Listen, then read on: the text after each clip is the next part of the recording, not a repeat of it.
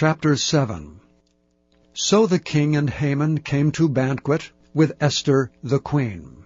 And the king said again unto Esther on the second day at the banquet of wine, What is thy petition, Queen Esther? And it shall be granted thee. And what is thy request? And it shall be performed even to the half of the kingdom.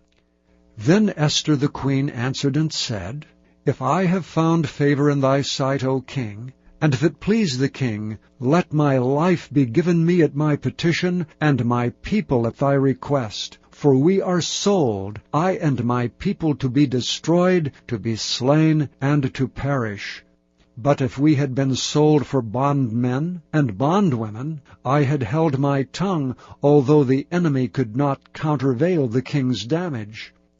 Then the king Ahasuerus answered and said unto Esther the queen, Who is he, and where is he that durst presume in his heart to do so? And Esther said, The adversary and enemy is this wicked Haman. Then Haman was afraid before the king and the queen. And the king, arising from the banquet of wine in his wrath, went into the palace garden. And Haman stood up to make request for his life to Esther the queen, for he saw that there was evil determined against him by the king. Then the king returned out of the palace garden into the place of the banquet of wine, and Haman was fallen upon the bed whereon Esther was. Then said the king, Will he force the queen also before me in the house? As the word went out of the king's mouth, they covered Haman's face.